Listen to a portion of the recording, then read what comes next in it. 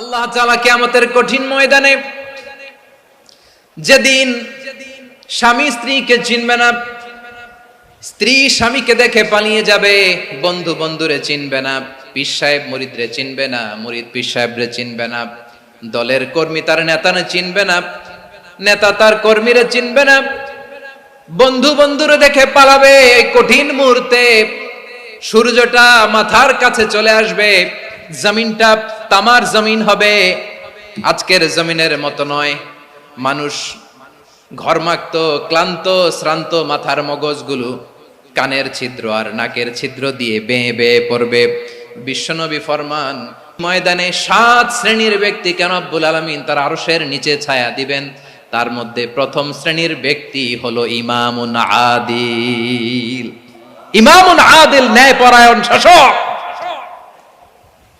যে ইনসাফের সাথে বিচার করে, যে জাস্টিস সমাজে সার্ভ করে, যে সুশাসন নিশ্চিত করে, ওই ইমামুন আদিল। আদিল শব্দটা বুঝছেন না? ইন্নাল্লাহা ইয়া'মুরু বিল আদল, পাইছেন? আদিল।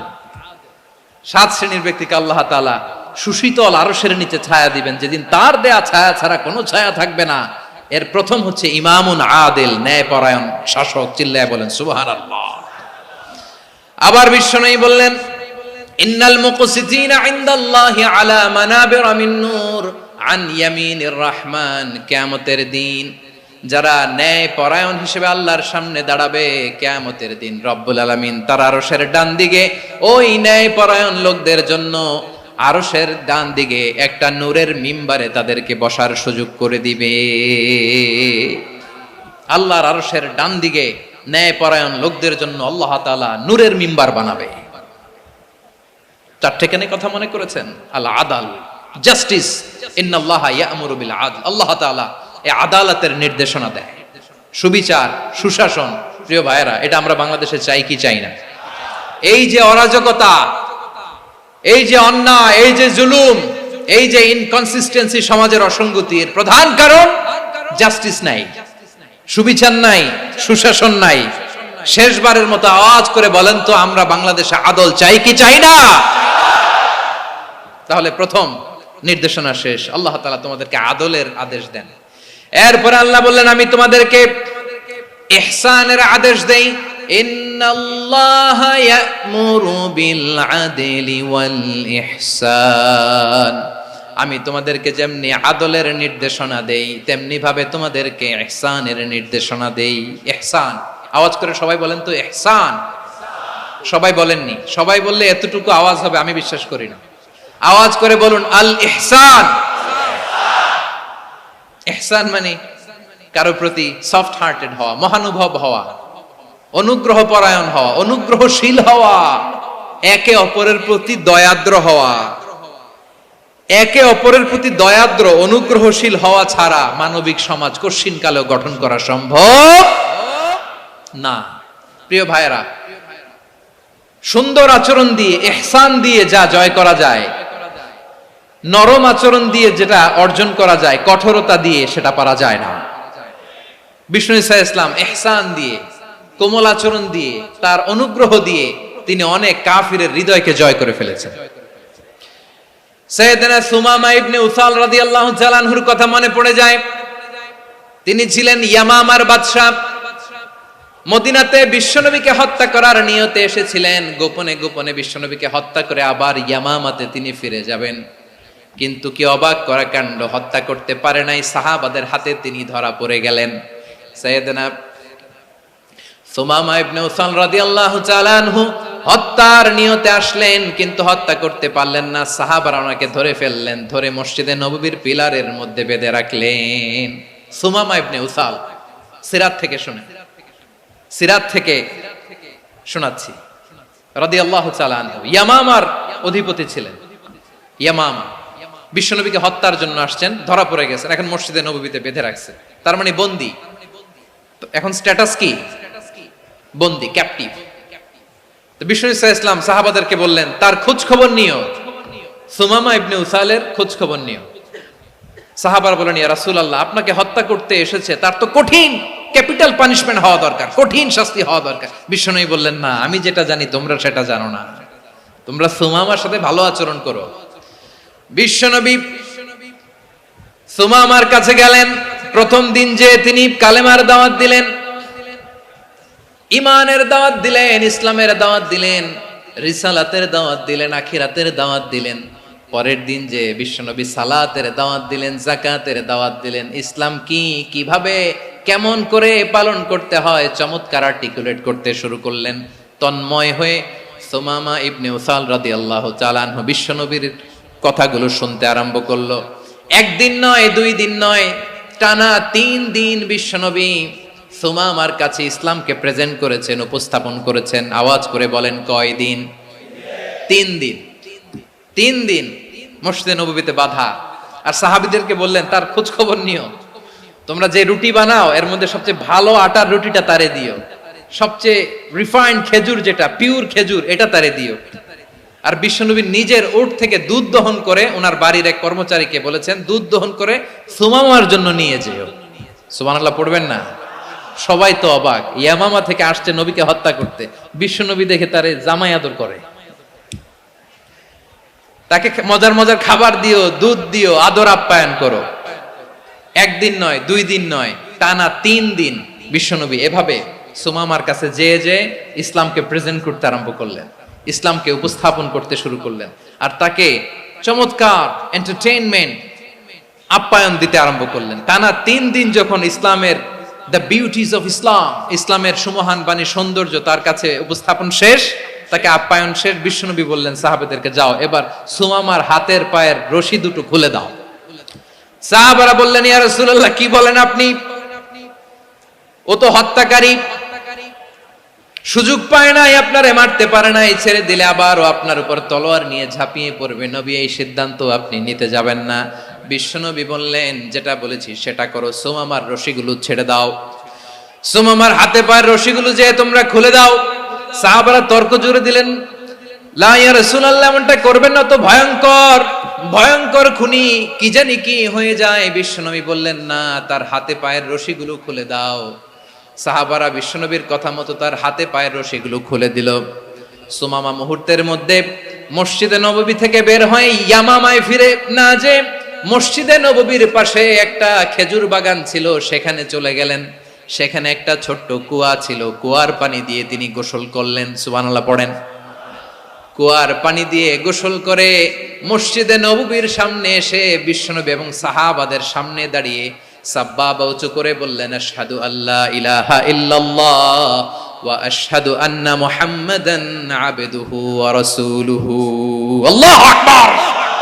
আমি সাক্ষ্য দিচ্ছি আল্লাহ ছাড়া কোনো ইলাহ নাই, আর মুহাম্মদ আল্লাহ তাআলার প্রেরিত বান্দা এবং রাসূল। প্রিয় ভাইয়েরা, ইহসান দিয়ে যা জয় করা যায়, কঠোরতা দিয়ে সেটা কঠিনকালেও জয় করা যায় না। আওয়াজ করে বলেন, ঠিক কি না? এবার সুমামা দাঁড়িয়ে বলে, ওগো নবী, আমি তো কালিমা পড়ে মুসলমান হয়ে গেলাম, এবার শোনেন, এই মুহূর্তের আগে আপনার চেহারার চাইতে নিকৃষ্ট কোনো চেহারা আমার কাছে ছিল না, কিন্তু শাহাদা পাঠ করার পরে আপনার চেহারার চাইতে উত্তম শ্রেষ্ঠ কোনো চেহারা আমার কাছে আর নাই। ও নবী, আজকের দিনের আগে ইসলাম ধর্মের চেয়ে নিকৃষ্ট অপছন্দনীয় কোনো ধর্ম আমার কাছে ছিল না, কিন্তু এই মুহূর্ত থেকে ইসলামের চেয়ে সেরা শ্রেষ্ঠ পছন্দনীয় কোনো ধর্ম আমার কাছে নাই। নবী গো, আজকের দিনের আগে মদিনার চাইতে অপছন্দনীয় নিকৃষ্ট কোনো শহর আমার কাছে ছিল না, কিন্তু এই মুহূর্তের পর থেকে মদিনার চাইতে কোনো শ্রেষ্ঠ শহর আমার জানা নাই। সে ছিল গমের বড় ডিলার, গম বেচতো। কি বেচতো? তার গম কিনে মক্কার লোকেরা রুটি খাইতো। সে ঘোষণা দিল, আজকে থেকে মক্কাবাসীদের জন্য সব গম আমি হারাম করে দিলাম, মক্কাবাসী এখন না খেয়ে মরে। সুবহানাল্লাহ পড়বেন না? মক্কাবাসী বিশ্বনবীর কাছে আসলেন, এসে বললেন, মুহাম্মদ, আমরা তো তোমার ভাই, তোমার চাচা, তোমার ভাতিজা, তোমার আত্মীয়, তুমি সুমামারে বলো সে যেন আবার গমের সাপ্লাই মক্কার জন্য অনুমতি দিয়ে দেয়। বিশ্বনবীর অনুমতি ক্রমে সুমামা আবার মক্কাতে গম পাঠাতে শুরু করলো। পড়েন সুবহানাল্লাহ। ইহসান, ইহসান দিয়ে আপনি যেটা জয় করতে পারবেন, you can win the heart of your enemies. ইহসান দিয়ে আপনি আপনার শত্রুর হৃদয়কে জয় করতে পারবেন। আওয়াজ করে বলেন, ঠিক কি না? এজন্য আল্লাহ বললেন, ওয়া আনফিকু ফি সাবিলিল্লাহি ওয়ালা তুলকু বিআইদিকুম ইলাত তাহলুকা ওয়া আহসিনু ইন্নাল্লাহা ইউহিব্বুল মুহসিনিন। তোমরা আল্লাহর রাস্তায় দান করবে আর নিজেরা নিজেদেরকে ধ্বংসের হাতে ঠেলে দিও না। তোমরা একে অপরের প্রতি ইহসান করবে, কারণ ইহসানকারীদেরকে আল্লাহ বড্ড ভালোবাসেন। সুবহানাল্লাহ পড়েন। আবার সূরা রহমানে আল্লাহ বললেন, হাল জাযাউল ইহসানি ইল্লাল ইহসান ফাবিআইয়ি আলা, সবাই পড়েন, ফাবিআইয়ি আলাই রাব্বিকুমা তুকাযযিবান। ইহসানের প্রতিদান হিসেবে ইহসানি হয়। বিশ্বনবী সুমামার প্রতি যেমন ইহসান করেছেন, সুমামাও ঠিক তেমন ইহসান ফিরিয়ে দিয়েছে। ঠিক কিনা বলেন? তাহলে এক নম্বরে হচ্ছে আদ, ন্যায় বিচার। দুই নম্বরে সবাই বলেন ইহসান, সদাচরণ। ইহসান দুই ধরনের প্রিয় ভাইরা, ইহসান ফিল ইবাদা, ইহসান ফিল মুআমালা। ইহসান ফিল ইবাদা হচ্ছে একাগ্র অনুভবে ইবাদতে ডুব দেওয়া, এর নাম ইবাদতের ইহসান। সুবহানাল্লাহ পড়ে। বিশ্বনবী বলেন ইহসান মানে কি জানো নাকি?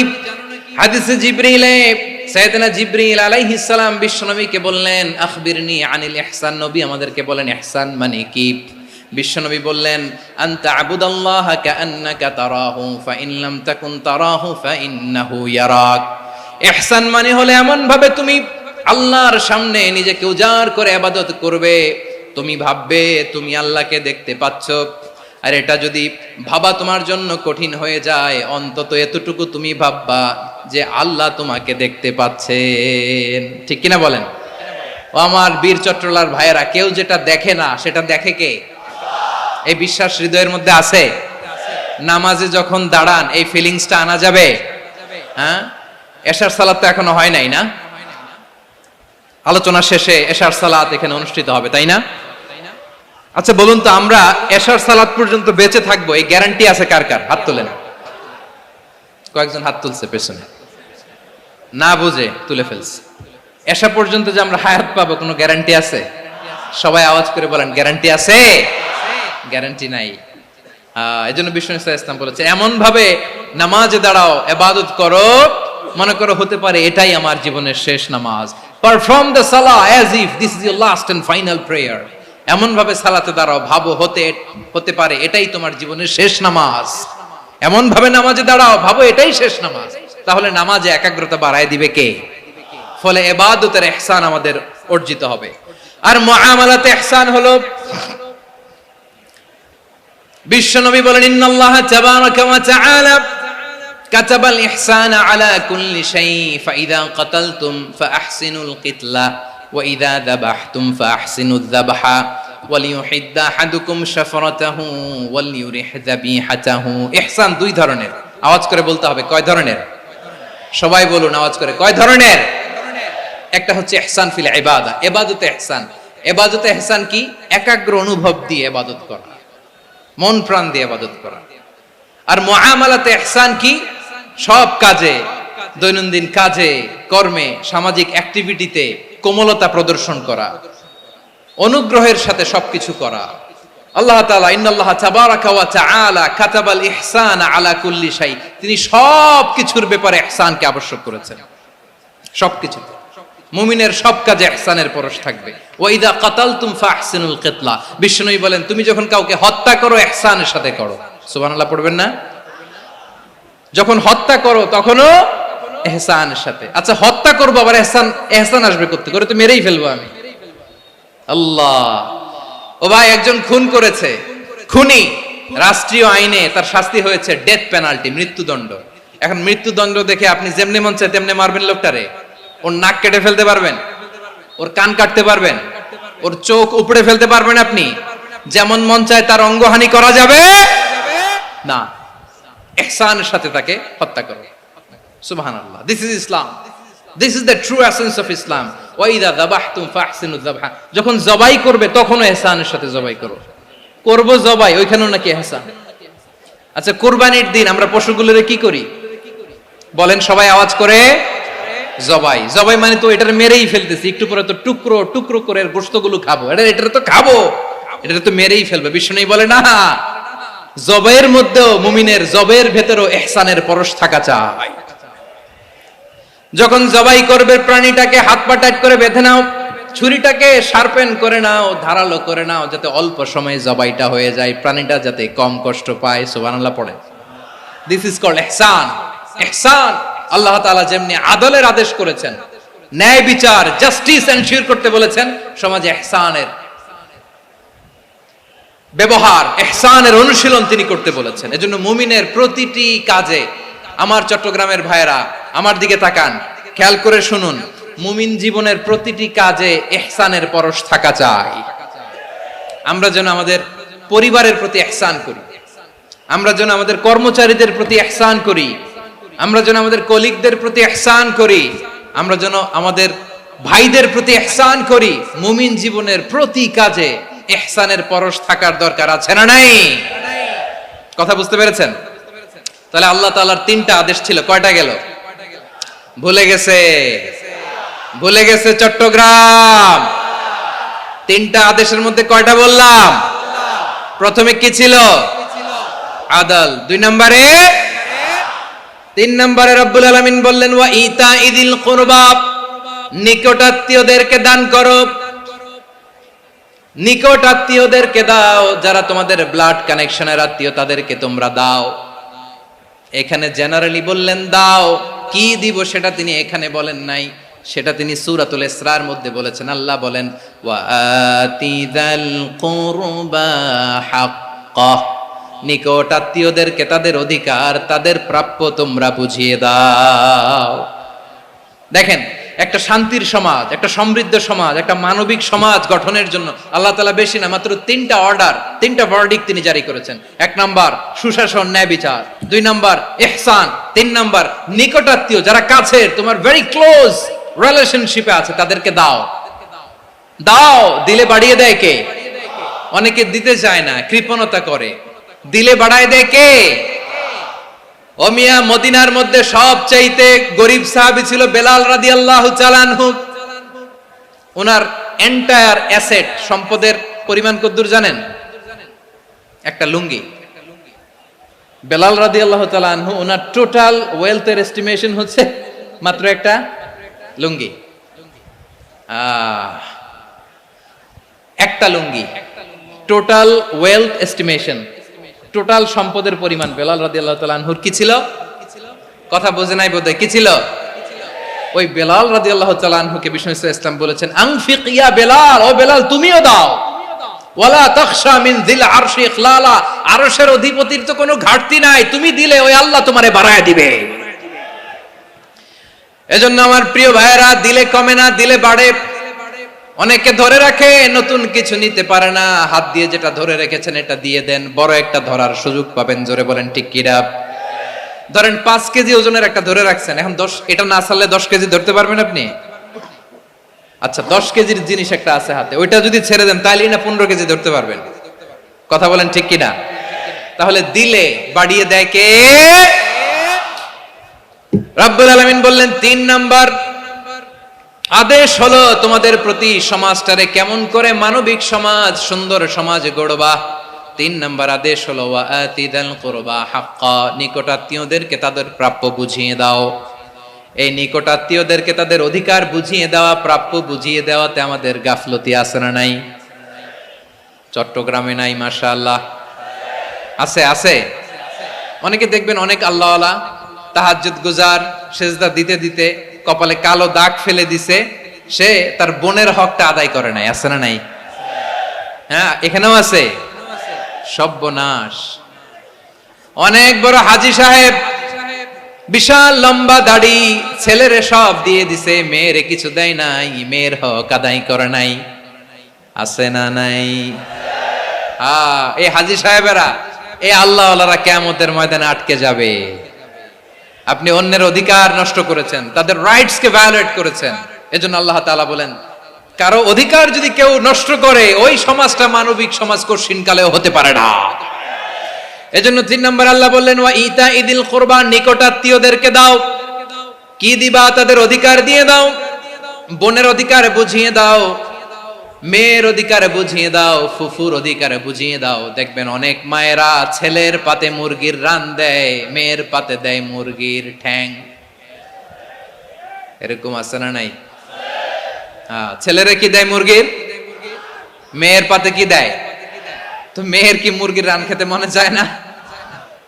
মনে চায় না? এমনটা করা যাবে না। নিকটাত্মীয়দেরকে অধিকার দিয়ে দাও, নিকটাত্মীয়ের সাথে সুসম্পর্ক রাখো। আদেশটা কার? এজন্য প্রিয় ভাইয়েরা, জীবনে যদি বারাকা অর্জন করতে চান, নিকটাত্মীয়দের সাথে সুসম্পর্ক রাখতে হবে, তাদের জন্য উপহার পাঠাতে হবে। বিশ্বনবী বলেন, লা ইয়াদখুলুল জান্নাতা কাতে, যে ব্যক্তি আত্মীয়তার সম্পর্ককে ছিন্ন করে দেয়, সে কশিন কালেও আল্লাহর জান্নাতে ঢুকবে না। আপনি কি এটারে সহজ হাদিস মনে করছেন? এটা সহজ কথা? আপনি ভাবছেন আপনার নামাজ আপনার বাঁচাতে পারবে, আপনার রোজা বাঁচাতে পারবে, আপনার তাহাজ্জুদ আপনারে বাঁচাতে পারবে? আপনি অধিকার নষ্ট করলে কিছুই আপনারে বাঁচাতে পারবে না। এজন্য নিকট আত্মীয়দেরকে দিতে হবে বেশি বেশি। বিশ্বনবী বলেন, ইন্না সাদাকাতা আলাল মিসকিনি সাদাকা ওয়া আলা যির রাহিমি ইসনাতান সাদাকাতুন ওয়া সিলা। মিসকিন রে দান করলে শুধু দানের সওয়াব হয়, নিকট আত্মীয়কে দান করলে দুইটার সওয়াব হয়, সাদাকার সওয়াব হয়, আবার আত্মীয়তার বন্ধন অটুট রাখার সওয়াব হয়ে যায়। আবার বিশ্বনবী বললেন, মান সাররাহু আইয়ুবসাতা লাহু ফি রিজকিহি ওয়া ইউনসা লাহু ফি আসারিহি ফালইয়াসিল রাহিমা। যে ব্যক্তি তার রিজিকের প্রশস্ততা চায় আর হায়াতে বরকত চায়, সে যেন তার আত্মীয়ের সাথে সুসম্পর্ক রাখে। আমার প্রিয় চট্টলার ভাইয়েরা, আমাদের রিজিক বাড়ুক, এটা আমরা চাই কি চাই না? সবাই চান? হ্যাঁ, আমাদের রিজিকে প্রশস্ততা আসুক, চাই কি চাই না? আমাদের হায়াতে বরকত আসুক, আমরা চাই কি চাই না? এই দুইটা যদি চান, তাহলে নিকটাত্মীয়দের সাথে সুসম্পর্ক রাখবেন, পারবেন? তাহলে সমাজটারে মানবিক সমাজ বানায় দিবে কে? তিনটা আদেশ চলে গেল। কয়টা? আওয়াজ করে বলেন। এক নম্বরে কি ছিল? দুই নম্বরে, তিন নম্বরে নিকটাত্মীয়দেরকে দান। আপনাদেরকে আরো শোনার আগ্রহ আছে? আপনাদের মনোযোগ আছে না গেছে? কষ্ট হচ্ছে না? মাশাআল্লাহ, মাশাআল্লাহ। তাকবীর পড়ুন, লিল্লাহি তাকবীর।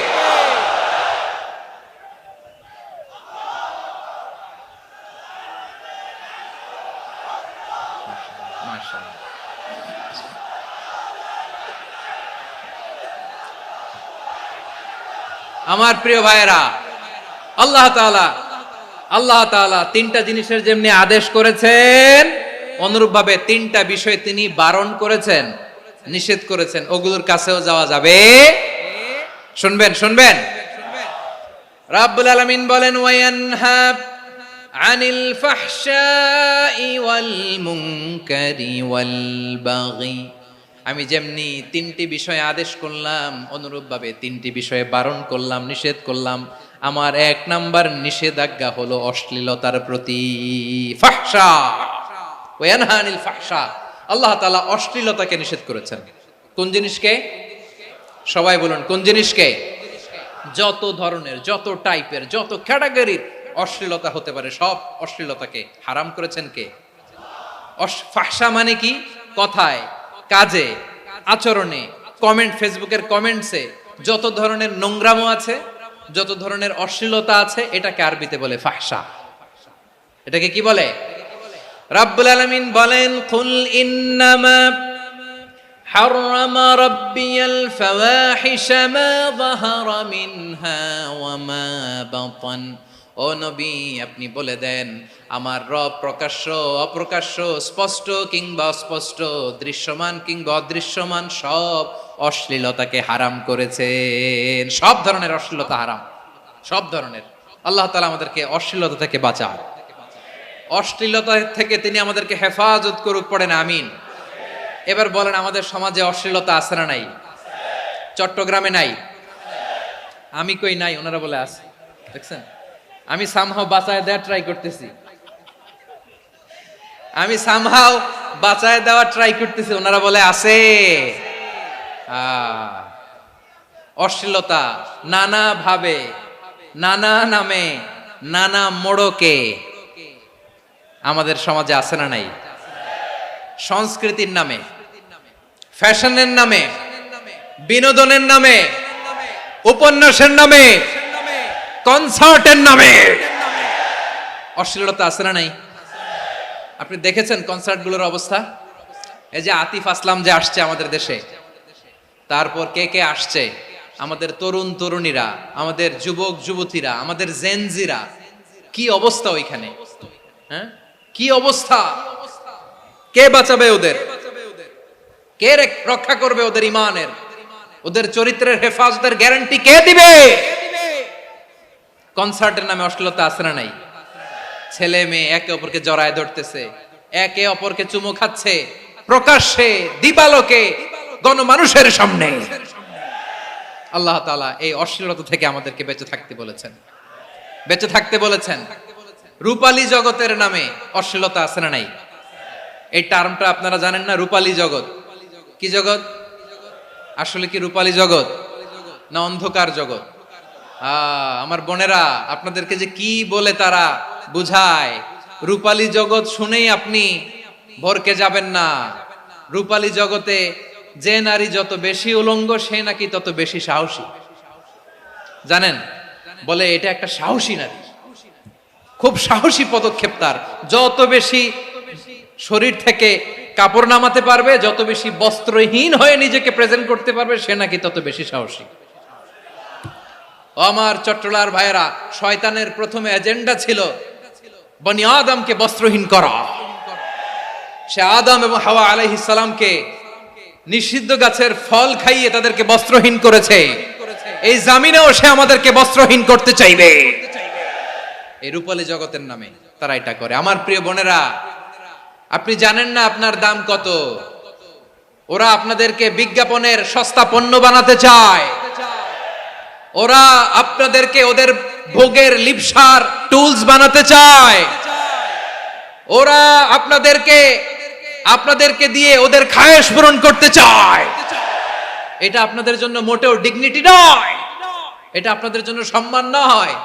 আপনার সম্মান শালীনতায়, আপনার সম্মান হেজাবে, আপনার সম্মান ভদ্রতায়, আপনার সম্মান আপনার ডিসেন্ট পোশাকে।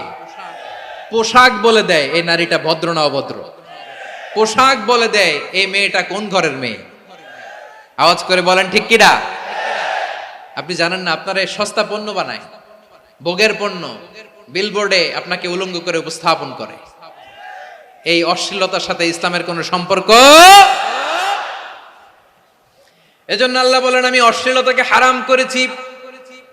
অশ্লীলতাকে হারাম করার প্রথম কারণ হলো এর মাধ্যমে মানবতাকে অপমানিত করা হয়। কারণ মানুষের সম্মান মানুষের পোশাকে। মানুষ যখন পোশাকহীন হয়ে যায়, বস্ত্রহীন হয়ে যায়, তার সম্মান কমে যায়। ঠিক কিনা? অশ্লীলতাকে হারাম করার প্রথম কারণ হচ্ছে মানুষ মানুষকে অপমান করে। একটা নারী, সে তো সম্মানিত। নারী যে কত সম্মানিত, নারীর এটা বুঝেই নাই। বিশ্বনবী বলেন, আর দুনিয়া কুল্লুহা মাতা ওয়া খায়রু মাতা'আদ দুনিয়া আল মারআতুস সালিহা। আমার বোনেরা, 5টা প্যান্ডেলে আপনারা এলইডিতে আমার আলোচনা শুনছেন, আমি জানি। আপনাদের এই গর্ভ যে কত দামি আপনি জানেন না। আপনার পেট থেকেই আসবে আগামী দিনের সালাহুদ্দিন আল আইয়ুবী। আপনার পেট থেকেই আসবে অনাগত দিনের ইমাম মাহদী আল মুনতাজার। আপনার পেট থেকেই আসবে অনাগত দিনের ফয়সাল, ওয়াসিম, মুগ্ধ, আবু সাইদের মতো বীর যোদ্ধা।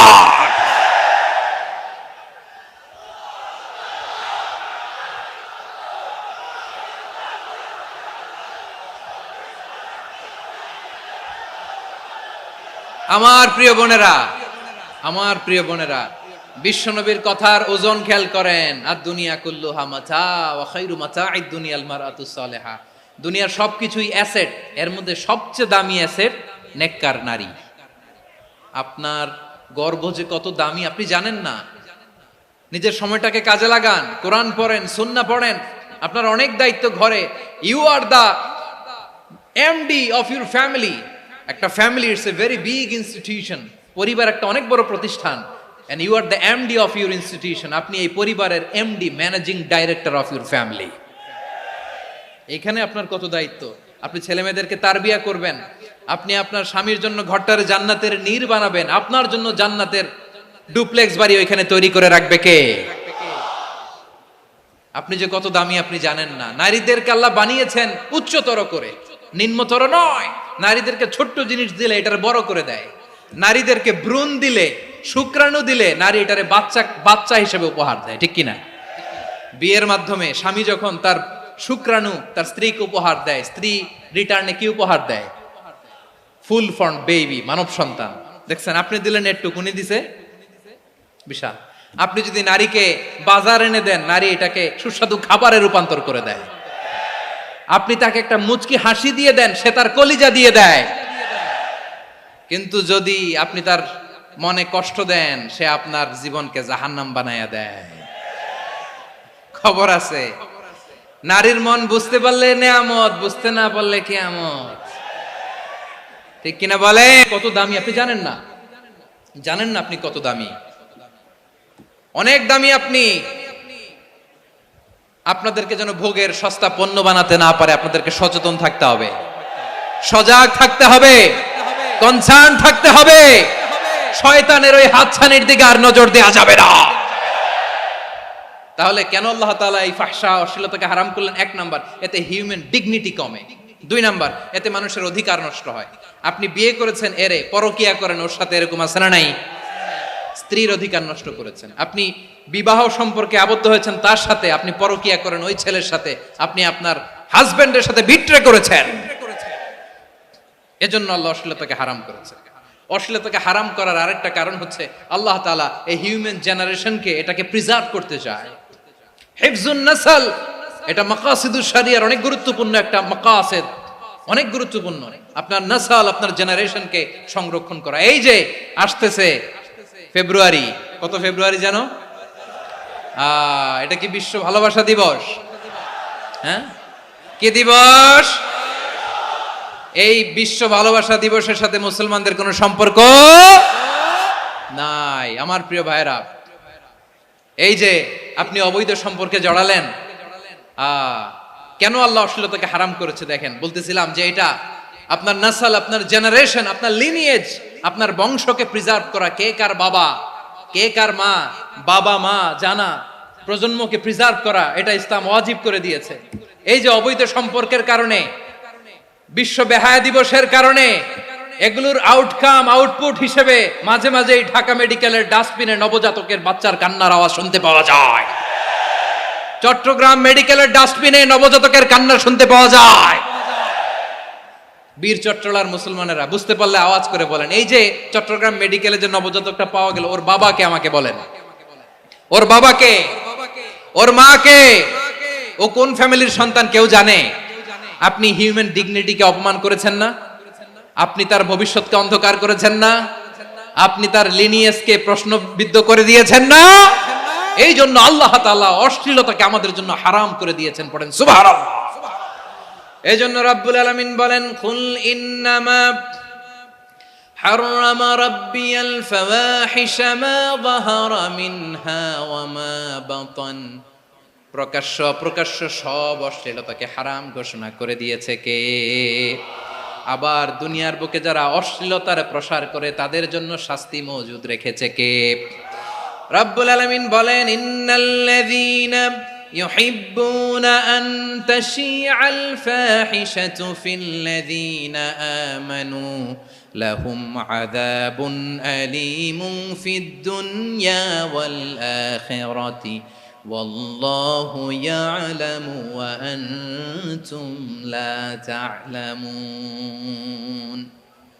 নিশ্চয়ই যারা বিশ্বাসীদের মাঝে অশ্লীলতার প্রচার প্রসার করতে চায় তাদের জন্য আমি মর্মন্তুদ শাস্তি প্রস্তুত করে রেখেছি, দুনিয়াতেও রেখেছি, আখিরাতেও রেখেছি। ঘোষণাটা কার? যারাই নাটকের নামে, সিনেমার নামে, রূপালী জগতের নামে, মুভির নামে, ওটিটি প্ল্যাটফর্মের নামে আমার সমাজে অশ্লীলতা ছড়াতে চায় তাদের জন্য কঠিন মর্মন্তুদ শাস্তি মজুদ রেখে দিয়েছে কে? ও আমার বোনেরা, এখনো আপনি জাগবেন না? এখনো আপনার চিন্তার দুয়ারে এখনো নাড়া পড়ে নাই? ওরা আপনাকে উলঙ্গ বানাতে চায়, ওরা আপনাকে আইটেম গার্ল বানাতে চায়। এজন্য ইসলাম অশ্লীলতাকে হারাম করেছে। হারাম।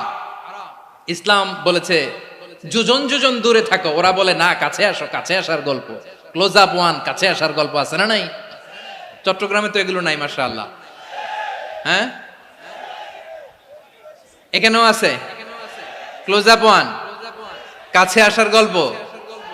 আল্লাহ বলেন ওয়ালা তাকরাবুজ জিনা, কাছেও এসো না, জিনা থেকে যোজন যোজন কিলো দূরে থাকো, ওরা বলে কাছে আসার গল্প। আমার বীর চট্টলার ভাইয়েরা, কাছে আসতে হলে আমরা কোরআনের কাছে আসব, কাছে আসতে হলে নবীর কাছে আসব, কাছে আসার গল্প হবে আমার রবের কাছে আসার গল্প। চিল্লায় বলো ঠিক কিনা?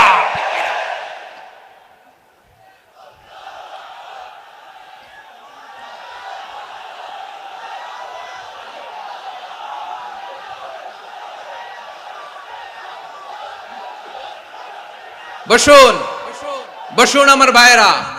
তাহলে অশ্লীলতার সাথে আমাদের কোনো সম্পর্ক? সবাই বলতে পারেননি, আওয়াজ করে বলুন, অশ্লীলতার সাথে আমাদের কোনো সম্পর্ক? আমরা এই সমস্ত ক্লোজ আপ ওয়ান, কাছে আসার গল্পের প্রোগ্রামে যাব? আমরা কোন ধরনের অশ্লীল কন্টেন্ট সোশ্যাল মিডিয়ায়, টিভিতে দেখব? কি যুগ যে আমরা কাটাচ্ছি আপনি কল্পনা করতে পারবেন না। পর্ন ইন্ডাস্ট্রি, নারী পুরুষের বস্ত্রহীন যুগল দৃশ্য, এটাকে দিয়ে ওরা কোটি ডলারের ইন্ডাস্ট্রি বানিয়েছে। পুরো মানব ইতিহাসে এরকম জঘন্য সময় মানব ইতিহাস পার করে নাই। পর্ন এটা ইন্ডাস্ট্রি হয়ে গেছে। আমাদের এই যুবকগুলো, জেনজিগুলো, ওদের চরিত্র বাঁচাবে কি করে? কেমন করে হেফাজত করবে ওদের এই মূল্যবান চরিত্র? আমার প্রিয় ভাইরা, এই অশ্লীলতার দ্য লেটেস্ট ভার্সন হচ্ছে LGBTQ, শরীফ থেকে শরীফা। শুনছেন আপনারা? দেখতে পুরুষ, আসলেই পুরুষ, সুস্থ একজন পুরুষ, 4 সন্তানের বাবা, বলে আমি মনে মনে নারী। দেখতে নারী, সুস্থ নারী, আসলেই সে দিব্যি একজন নারী, বলে আমি মনে মনে পুরুষ। সবচেয়ে ভয়ঙ্কর অশ্লীলতার সবচাইতে লেটেস্ট ভার্সন হচ্ছে এই ট্রান্সজেন্ডারিজম। সুস্থ পুরুষ তার বায়োলজিক্যাল গ্রোথকে হরমোন দিয়ে স্টপ করে দিয়ে সে সার্জারি করে নারী হতে চায়, সুস্থ নারী পুরুষ হতে চায়। পুরুষ পুরুষের প্রতি সেক্সুয়ালি আকর্ষণ বোধ করে, এটা লূত আলাইহিস সালামের কওমের মধ্যে ছিল। এটাকেও আল্লাহ কোরআনে ফাহিশা বলেছেন। ওয়ালুতান ইয ক্বালা লিকাওমিহি আতাতুনাল ফাহিশাতা মা সাবাকাকুম বিহা মিন আহাদিম মিনাল আলামিন। লূত আলাইহিস সালাম বললেন, তোমরা কি এমন এক অশ্লীল কার্যক্রমে ডুব দিলে নাকি যেটা গোটা বিশ্বের কেউ কখনো করে নাই, তোমরাই প্রথম করেছো? পড়েন নাউযুবিল্লাহ। এই পশ্চিমের এই রোগ আমার দেশে যেন আসতে না পারে, আমাদের সজাগ থাকতে হবে। প্রিয় ভাইরা, চিল্লায় বলেন ঠিক কিনা? পশ্চিমের অবস্থা ভয়ঙ্কর। পাশ্চাত্যে, আমি যুক্তরাষ্ট্রে ছিলাম অনেকদিন, কয়েক মাস, বিভিন্ন স্টেটে ঘুরেছি। গার্ডিয়ানরা উদ্বিগ্ন, ছেলে মেয়েদেরকে, ছোট্ট ছেলে মেয়ে, ওদেরকে জিজ্ঞেস করে, তুমি how do you feel right now inside yourself? তুমি ভিতরে ভিতরে কেমন ফিল করো? তোমার কি ছেলে ছেলে লাগে না মেয়ে মেয়ে লাগে? আচ্ছা বলেন, এই ছোট্ট বাচ্চাটা ওকে এগুলো জেন্ডার অ্যাসাইনমেন্ট বলতে এগুলো কিছু বুঝে? এইভাবে মিসগাইড করা হচ্ছে। কৌতূহল বশত ছোট্ট ছেলে যদি বলে আমার তো মেয়ে মেয়ে লাগে, তখন বলে যে না তুমি মেয়ে, ছেলে না। মা বাবা বাধা দিলে ওকে আলাদা গভর্নমেন্ট হাউসে নিয়ে যায়। ভয়ঙ্করতম অবস্থা। আমরা একটা সময়ে শুনতাম যে হুজুর আমার ছেলেটা খুব ভালো, হাফেজে কোরআন, আল্লাহওয়ালা। হুজুর আমার ছেলে দাড়ি রাখছে, আল্লাহওয়ালা। হুজুর আমার ছেলে 5 ওয়াক্ত সালাত জামাতের সাথে পড়ে, তার মানে আল্লাহওয়ালা। পশ্চিমে যে আমি কি শুনছি জানেন? ওরা বলে হুজুর আমার ছেলেটা ইউনিভার্সিটির একটা মেয়ের সাথে প্রেম করে, ও খুব আল্লাহওয়ালা, হুজুর দোয়া করবেন। এর কারণ ওদের কাছে আল্লাহওয়ালার ক্রাইটেরিয়া হচ্ছে হুজুর আমার ছেলেটা আরেক ছেলের পছন্দ করে নাই, আমার মেয়েটা আরেক মেয়েকে ভালোবাসে নাই, এজন্য আমার ছেলেটা আল্লাহওয়ালা, হুজুর ওর জন্য একটু দোয়া করে দিয়েন। কি চ্যালেঞ্জ ওরা ফেস করতেছে। ওনার ছেলে যে আরেক ছেলেরে বিয়ে করবে না, এটাতেই উনি খুশি যে আলহামদুলিল্লাহ আমার ছেলেটা একটা মেয়েরে ভালোবাসে, আমার মেয়েটা একটা ছেলেরে ভালোবাসে, মানে এটা খুব আল্লাহওয়ালা। নাউজুবিল্লাহ পড়তে পারলেন না? এজন্য অশ্লীলতার সাথে আমাদের কোনো সম্পর্ক। রব্বুল আলামিন বলেন ওয়ায়ানহা আনিল ফাহশাই ওয়াল মুনকারি ওয়াল বাগি তিনটা জিনিসকে আমি নিষিদ্ধ করলাম। এক নাম্বার হলো ফাহশা, অশ্লীলতা। দুই নাম্বারে হলো মুনকারের সমস্ত মন্দ কাজ। আপনাদের মনোযোগ আছে না? শেষ করে দিব? আর 2-1 মিনিট শুনবেন? আচ্ছা বলি তাহলে, আর 2-1 মিনিট। তাহলে নিষেধাজ্ঞা জারি করেছেন তিনটা জিনিসের উপর। এক নাম্বার কি? ফাহশা, অশ্লীলতা। দুই নাম্বার মুনকার। মুনকার মানে হচ্ছে যত মন্দ কাজ, খারাপ কাজ, বাজে কাজ, এটার বলে মুনকার। এটার কি বলে? আপনারা পড়ছেন না, তা'মুরুনা বিল মা'রুফি ওয়া তানহাউনা আনিল মুনকার। ভালো কাজের আদেশ, সৎ কাজের আদেশ, অসৎ কাজের নিষেধ। মুনকার, মুনকার হচ্ছে মানুষের স্বাভাবিক বিবেকবোধ যেটাকে খারাপ বলে, ওইটাই মুনকার। পৃথিবীর সব আসমানি গ্রন্থ যেটাকে খারাপ বলেছে, মানুষের স্বাভাবিক বিবেকবোধ যেটাকে খারাপ বলেছে, এগুলো সব মুনকার। যেমন ইফটিজিং, এটা কি ভালো না খারাপ? মজুদদারি, খাদ্যে ভেজাল দেওয়া, ওজনে কম দেওয়া, মাছে ফরমালিন মিশানো, চাঁদাবাজি, টেন্ডারবাজি, দখলবাজি, এগুলো আমাদের স্বাভাবিক বিবেকেই বলে এগুলো খারাপ, এগুলো হচ্ছে মুনকার। আল্লাহ তাআলা এই মুনকার থেকে আমাদেরকে বেঁচে থাকতে বলেন, আর শয়তান এই মুনকারের প্রতি আমাদেরকে উদ্বুদ্ধ করে। আল্লাহ তাআলা বললেন, ইয়া আইয়ুহাল্লাযীনা আমানু লা তাত্তাবিউ খুতুওয়াতিশ শাইতান ফাইন ওয়া মান ইয়াত্তাবি' খুতুওয়াতিশ শাইতানি ফাইন্নাহু ইয়া'মুরু বিল ফাহশাই ওয়াল মুনকার। আল্লাহ বললেন, আমার গোলামেরা শোনো শোনো, ও আমার বিশ্বাসী বান্দারা খবরদার, তোমরা কশিনকালেও শয়তানের পদাঙ্ক অনুসরণ করবে না, কারণ শয়তান তোমাদেরকে অশ্লীলতা এবং মন্দ কাজের দিকে উদ্বুদ্ধ করে। আমাদের কাজ হচ্ছে শয়তান আমাদেরকে যেদিকে নিতে চায় আমরা তার উল্টা দিকে যাব, ঠিক কিনা বলে? শয়তান এই মন্দ কাজকে আমাদের কাছে বিউটিফাই করে, চাকচিক্যময় করে আমাদের সামনে উপস্থাপন করে। এজন্য আল্লাহ বলেন মুনকারকে থামাতে হবে, মুনকার প্রতিরোধ করতে হবে। মুনকার প্রতিরোধের দায়িত্ব শুধু আমাদের নাকি? শুধু আপনার খতিব সাহেবের, ইমাম সাহেবের, নাকি মুসলিম উম্মার সবার? আওয়াজ করে বলুন, মুনকার অসৎ কাজ প্রতিরোধের দায়িত্ব কার? রাব্বুল আলামিন বলেন, কুনতুম খায়রা উম্মাতিন উখরিজাত লিন-নাসি তা'মুরুনা বিল মা'রুফি ওয়া তানহাউনা আনিল মুনকার। তোমাদেরকে শ্রেষ্ঠ জাতি করে জমিনের মধ্যে আবির্ভূত করা হয়েছে, যাতে করে তোমরা জমিনের ভেতরে সৎ কাজের আদেশ করতে পারো আর অসৎ কাজের নিষেধ করতে পারো। উম্মাহ কুনতুম খায়রা, তাহলে গোটা উম্মার দায়িত্ব, এটা বুঝতে পারছেন তো? আচ্ছা, আরো নিচে আসেন। এরপরে আল্লাহ বললেন, শুধু উম্মাহ না, এই জমিনের রাজত্ব আমি যাদের হাতে দেই, এই জমিনের মালিক আমি যাদেরকে বানিয়ে দেই, যাদেরকে আমি সরকারের দায়িত্ব দেই, তাদেরকেও মুনকার প্রতিরোধের দায়িত্ব দিয়েছে কে? আল্লাহ বলেন, যারা ক্ষমতার মসনদে বসেছে তাদেরকে 4 দফা কর্মসূচি আমি আল্লাহ দিলাম। আওয়াজ করে বলেন, কয় দফা? আল্লাহ বলেন, আল্লাযীনা ইম্মাক্কান্নাহুম ফিল আরদি আকামুস সালাতা ওয়া আতাউয যাকাতা ওয়া আমারু বিল মা'রুফি ওয়া নাহাউ আনিল মুনকার ওয়ালিল্লাহি আকিবাতুল উমুর। যারা এই জমিনের উত্তরাধিকার হয়েছে তারা 4 দফা কর্মসূচি নিয়ে সামনে আগাবা। সালাত কায়েম করবা, যাকাত আদায় করবা, সৎ কাজের আদেশ দিবা, অসৎ কাজ থেকে মুনকার প্রতিরোধ করবা। আদেশটা কার? আমার প্রিয় চট্টলার ভাইরা, পুরো উম্মার দায়িত্ব মুনকার প্রতিরোধ করা, সরকার প্রধানের দায়িত্ব মুনকার প্রতিরোধ করা। এরপর আল্লাহ বলেন, প্রতিটা ফ্যামিলির যিনি প্রধান সিইও বাবা, প্রত্যেক বাবারও দায়িত্ব এই মুনকার প্রতিরোধ করা। আওয়াজ করে বলেন ঠিক কিনা? যেমনটি সাইয়েদনা লুকমান আলাইহিস সালাম ওনার কলিজার টুকরা সন্তানকে আদেশ করেছেন, ইয়া বুনাইয়া আকিমিস সালাতা ওয়া'মুর বিল মা'রুফি ওয়ানহা আনিল মুনকার। পড়েন সুবহানাল্লাহ। বাবা ছেলেকে সবক দিচ্ছে। কে সবক দিচ্ছে? কাকে?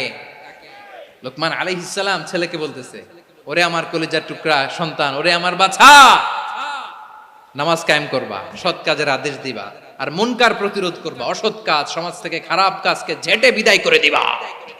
তাহলে দেখেন আমি স্টেপ বাই স্টেপ নামলাম। পুরা উম্মার দায়িত্ব, জমিনের উত্তরাধিকারী আল্লাহ যাদেরকে বানিয়েছেন সরকার, তাদের দায়িত্ব, প্রতিটি ফ্যামিলির প্রধানের দায়িত্ব, এরপরে বিশ্বনবী বলেন সচেতন প্রতিটি মুসলিমের দায়িত্ব সমাজ থেকে মুনকারকে উৎখাত করা। বিশ্বনবী বলেছেন মান রাআ মিনকুম মুনকারান ফালিয়ুগাইয়িরহু বিয়াদিহি ফাইন লাম ইয়াস্তাতি ফাবিলিসানিহি ওয়া ইন লাম ইয়াস্তাতি ফাবিকলবিহি ওয়া যালিকা আযআফুল ঈমান। সমাজে যে মুনকার দেখবে, খারাপ কাজ দেখবে, সে যেন হাত দিয়ে সেটাকে থামায়। কি দিয়ে? আপনাদের তো হাত নাই না? হাত আছে, হাত আছে। ওরা যেই হাত দিয়ে অন্যায় করে ওইটা প্রতিরোধের জন্য আমাদেরও হাত আছে না নাই?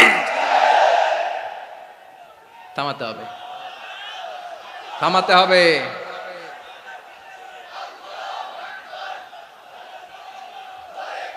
বসুন আমার প্রিয় ভাইয়েরা, ওরা ওদের যে হাত দিয়ে টেন্ডারবাজি করে, চাঁদাবাজি করে, ইফটিজিং করে, দখলবাজি করে, যে হাত দিয়ে, ওই মুনকার থামায় দেওয়ার জন্য আল্লাহর দেয়া আমাদেরও দুটি হাত আছে না নাই? আমাদেরও হাত আছে, থামাইতে হবে, থামাইতে হবে, হিম্মত করতে হবে। আমার প্রিয় ভাইয়েরা, না থামালে আমরাই ডুববো শেষমেশ। আমাদের বাঁচার জন্য হলেও থামাইতে হবে। রব্বুল আলামিন বলেন ওয়াত্তাকু ফিতনাতাল লা তুসিবান্নাল্লাযীনা যালামু মিনকুম খাসসা। ও আমার গোলামেরা, ওই আযাবকে ভয় করো যে আযাব যখন আমি জমিনের বুকে পাঠাই শুধু জালেমদেরকেই মারি না, আলেমদেরকেও মারি। আযাব যখন আসে তখন শুধু জালিমই মরে না, আলেমও মরে। জানেন মুসা আলাইহিস সালামের পায়ে একবার একটা লাল পোকা কামড় দিয়েছে, লাল পিঁপড়া। লাল পিঁপড়া কামড় দিলে খুব আরাম লাগে না? কি লাগে? হ্যাঁ, জ্বলে না? লাল একটা পিঁপড়া কামড় দিছে, তো উনি রেগে মেগে পাশি দেখে লাল পিঁপড়ার বাসা, পা দিয়ে ডলে মুছে সবগুলো পিঁপড়া মেরে ফেলছে। এই ঘটনাটা আল্লাহ ঘটিয়েছেন এজন্য মুসা আলাইহিস সালাম ছিলেন কালিমুল্লাহ, সরাসরি আল্লাহর সাথে কথা বলতেন। তিনি আল্লাহকে জিজ্ঞেস করেছিলেন, আল্লাহ তুমি যখন কোনো জনপদে আযাব পাঠাও, শাস্তি দাও, ওখানকার শুধু জালেমরাই তো মরে না, ভালো মানুষগুলাও মরে, তো আযাব দিবা মুশরিকদের উপর দিবা, অবাধ্যদের উপর দিবা, ভালো মানুষগুলারে মারো কেন? আল্লাহ বললেন, মুসা তোমার যে কামড় দিছিল পায়ের মধ্যে পিঁপড়া, কয়টা পিঁপড়া? জোরে বলেন। একটা পিঁপড়া, তো সবগুলারে মারলা কেন? রেগে মেগে পুরো পিঁপড়ার বাসা ভেঙে ম্যাসাকার করলা কেন? এই মুসা, আমি যখন অ্যাকশনে যাই, আমি যখন শাস্তি দেই, তখন এত বাস বিচার করা হয় না, বাস বিচার করা যায় না। যখন অ্যাকশনে যাওয়া হয় ওইটা ডাইরেক্ট অ্যাকশন হয়ে যায়। চিল্লায় বলো ঠিক কি না? এজন্য আমাদের বাঁচার জন্য হলে ওই পাপ থামাতে হবে, এই শয়তানের অট্টহাসি থামাতে হবে, অন্যায় অপরাধ সমাজ থেকে আমাদের থামাতে হবে। কারণ আযাব আসলে ওরাও মরবে, আমরাও মরব। একটা জাহাজ 2 তলা, আপনি আছেন 2য় তলায়, শুনতেছেন? শুনতেছেন? জাহাজ কয় তলা? আপনি কোন তলায়? 2য় তলায়। নিচের তলার কিছু লোক জাহাজের তলা ছিদ্র করতে আরম্ভ করছে। কি ছিদ্র করতেছে? আচ্ছা, জাহাজের তলা ছিদ্র করলে তলা দিয়ে কি ঢুকে? এখন আপনি যদি বলেন আমার কি, আমি তো 2 তলায়, আমার কি, আমি তো সেফ, আমি ইন দ্য সেফ জোন, আমি তো ভালো আছি, আমি তো ভালো আছি, ওরা ছিদ্র করে ওরা মরবে। আসলে কি শুধু ওরা মরবে, নাকি তলা ফুটো হলে ভিতরে পানি ঢুকলে আপনারও শরীর সমাধি হবে? তলা দিয়ে যখন পানি ঢুকবে, জাহাজ ঢুকলে আপনিও মরবেন। এজন্য নিজে মরার আগে ওই পাগলগুলোর নিচতলায় যে থামাতে হবে। চিল্লায় বলেন ঠিক কি না? এজন্য আল্লাহ বললেন মুনকার প্রতিরোধের দায়িত্ব সমাজের টপ টু বটম সবার, পুরো উম্মার দায়িত্ব, সরকার প্রধানের দায়িত্ব, প্রতিটি ফ্যামিলির প্রধান বাবার দায়িত্ব। বিশ্বনবী বললেন প্রতিটি সচেতন মুসলিমের দায়িত্ব। এজন্য মুনকার প্রতিরোধ করার দরকার আছে না নাই? সমাজে এই যে ইফটিজিং হয়, আপনার বোনের বয়সী একটা মেয়েকে কিছু বখাটে টিটকারি করে, এই বলে সেই বলে, নোংরা কথা বলে, রাস্তায় দেখেও আপনি পাশ দিয়ে না দেখার মতো চলে যান কেন? আপনি দাঁড়ান না কেন? আপনি দাঁড়ালেই তো থেমে যাবে, কারণ সত্যের যে শক্তি তার সামনে মিথ্যা মুখ থুবড়ে পড়ে। আপনার সামনে ও কিছুই না, নাথিং। আপনি দাঁড়ান, ওকে প্রশ্ন করেন যে আমার বোনকে তুমি ডিস্টার্ব করো কেন? আপনাকে দেখে আরো 5 জন দাঁড়াবে, 5 জনকে দেখে আরো 10 জন দাঁড়াবে। আমাদের নীরবতা আর আমাদের নিশ্চুপ থাকাই জালিমদেরকে আরো শক্তিশালী জালিম বানিয়েছে। এজন্য মুনকার প্রতিরোধের দায়িত্ব আমাদের সবার। টেন্ডারবাজি, চাঁদাবাজি, দুর্নীতি, অপরাধ, দখলদারিত্ব, মজুদদারি, এগুলো সব কিছু একসাথে প্রতিরোধ করতে হবে, ঠিক কিনা বলেন? একটা মানবিক সমাজ যদি চাই, প্রতিরোধ করতে হবে। প্রিয় ভাইয়েরা, আল্লাহর শপথ নিয়ে বলি, এই নাসিহাত গুলো সবার জন্য, সব দলের জন্য, সব মতের মানুষের জন্য। আমরা কোনো দলের প্রতি মানুষকে ডাকি না, আমরা ডাকি ইসলামের দিকে। সব দলের, সব মতের, সব মানুষদেরকে আমরা আহ্বান জানাই, আসুন আমরা একটা সুন্দর সমাজ বিনির্মাণ করি। এই যে নতুন বাংলাদেশের এক সুযোগ এসেছে, আর জীবনে হয়তো আসবে না, সামনের 100 বছর এই সময় আসবে না। আসুন দেশটাকে আমরা সাজাই, আসুন আমরা দুর্নীতি বন্ধ করি, আসুন আমরা চাঁদাবাজি বন্ধ করি, আসুন আমরা দখলদারিত্ব বন্ধ করি, আসুন আমরা এক দল আরেক দলকে নিশ্চিহ্ন করার যে রাজনীতি, এটা বন্ধ করি। সব দলের প্রতি আমার আহ্বান। আমি কিছুদিন আগে একটা নিউজ দেখলাম, ওই যে লন্ডনে বসে জনাব তারেক রহমান সাহেবকে আমি ধন্যবাদ দিতে চাই। উনি সংবাদ শোনা মাত্রই ওনার দলের অনেক চাঁদাবাজকে উনি বহিষ্কার করেছে। I do appreciate. প্রতিটি দলের এরকম ইনিশিয়েটিভ নেওয়ার দরকার আছে না নাই? যে কোনো দলে এই প্র্যাকটিসটা থাকার দরকার আছে না নাই? চাঁদাবাজদের সাথে আপনারা নিজেদেরকে মুক্ত ঘোষণা করবেন যে এরা আমার দলের কর্মী হতে পারে না। আমরা চাঁদাবাজ মুক্ত বাংলাদেশ চাই, জুলুম মুক্ত বাংলাদেশ চাই, ফ্যাসিজম মুক্ত বাংলাদেশ চাই, গুণ খুন খারাপি মুক্ত বাংলাদেশ চাই। আমরা নতুন ভোরের বাংলাদেশ চাই।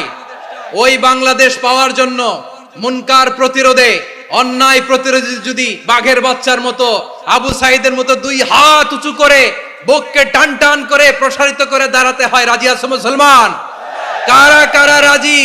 আল্লাহকে হাত দেখিয়ে প্রতিজ্ঞা করো।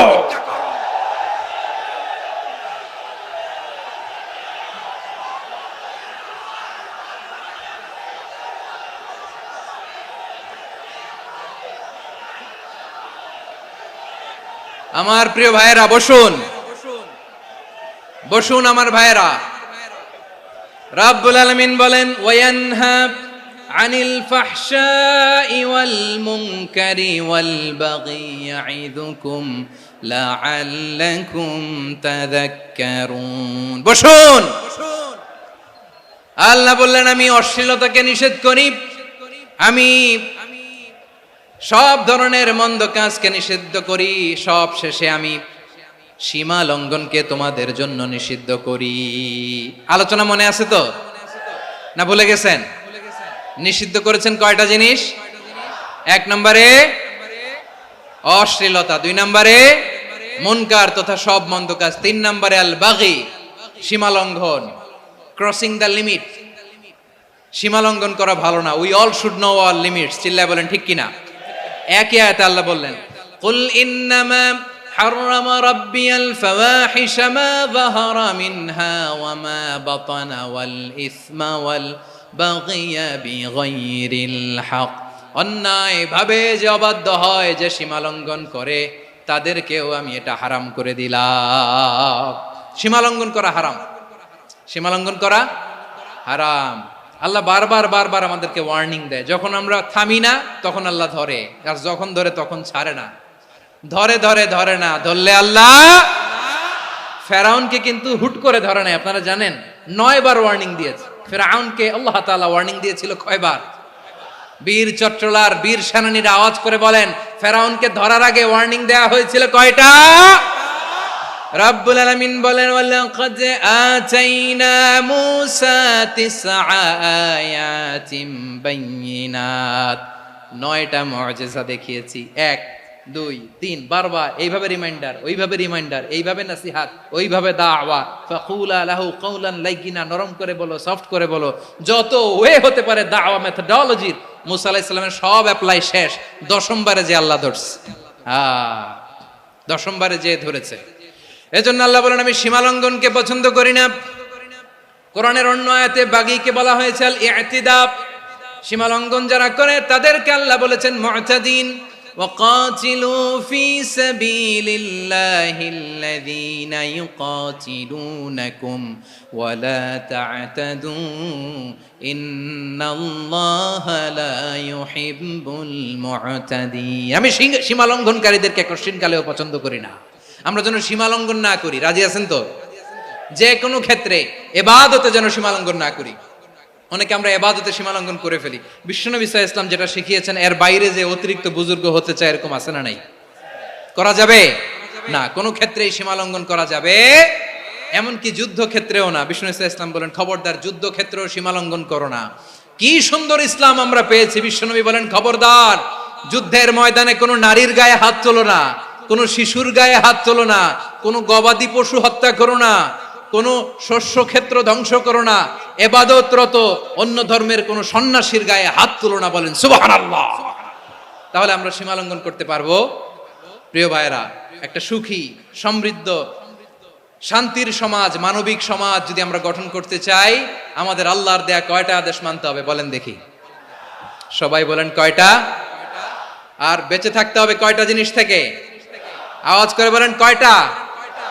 আচ্ছা, আদেশ নাম্বার 1 কি ছিল বলেন? আল্লাহর আদেশ কি? 1 নাম্বার আদাল, ন্যায়পরায়ণতা। আমরা সুবিচার, সুশাসন, ন্যায় বিচার চাই কি চাই না? 2 নম্বরে কি ছিল? মাশাআল্লাহ, আওয়াজ করে বলেন 2 নম্বরে কি ছিল?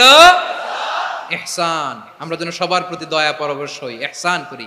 3 নম্বরে কি ছিল? নিকটাত্মীয়দের দান করা, তাদের অধিকার প্রাপ্য বুঝিয়ে দেওয়া। পাশাপাশি 3টা জিনিস থেকে আল্লাহ বারণ করেছেন, নিষেধ করেছেন। তার প্রথমটা ফাহশা, অশ্লীলতা। অশ্লীলতার সাথে আমাদের কোনো সম্পর্ক। আজকের এই ঐতিহাসিক চট্টগ্রামের প্যারেড ময়দান থেকে আমরা যত ধরনের মা তাহারা মিনহা মা বাতান, প্রকাশ্য অপ্রকাশ্য, দৃশ্যমান অদৃশ্যমান, সব অশ্লীলতা থেকে নিজেদেরকে মুক্ত ঘোষণা করলাম। অশ্লীলতাকে আমরা না বলে দিলাম। আওয়াজ করে সবাই বলুন নো। অশ্লীলতার সাথে আমাদের কোনো সম্পর্ক। 2 নম্বর নিষেধাজ্ঞা কি ছিল? আল মুনকার, সমাজের যত মন্দ কাজ এগুলোকে আমরা প্রতিরোধ করব। রাজি আছেন তো সবাই?